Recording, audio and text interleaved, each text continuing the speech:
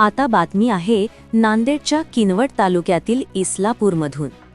इस्लापूर येथील प्रसिद्ध घमादेवी यात्रेच्या यशस्वी आयोजनासाठी ग्रामपंचायत कार्यालयात यात्रा समिती आणि गावकऱ्यांची संयुक्त नियोजन बैठक पार पडली आहे।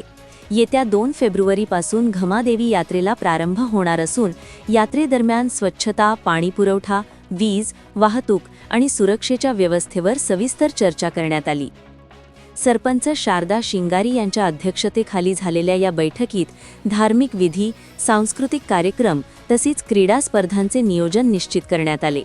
यात्रेच्या काळात देवीची विधिवत पूजा अभिषेकासह कबड्डी, व्हॉलीबॉल, कुस्त्या, लेझिम स्पर्धा आणि पशु प्रदर्शनाचे आयोजन करण्यात आले आहे।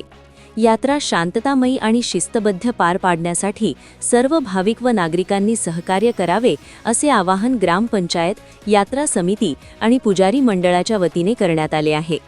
या बैठकीस उपसरपंच निर्मला धुरपडे, ग्रामविकास अधिकारी शंकर गर्दस्वार, पुजारी गुलाब लिंबा, माजी सरपंच देविदास पळसपुरे, सूर्यकांत बोधनकर, माजी पंचायत समिती सदस्य तुकाराम बोणगीर, प्रकाश पाटील, शंकर पवार, शामराव चौहान, प्रकाश वर्जन, तानाजी सकरू, मांगीलाल रामजी, किशन भाऊराव, ग्रामपंचायत सदस्य, पत्रकार बांधव तसेच ग्रामस्थ मोठ्या संख्येने उपस्थित होते।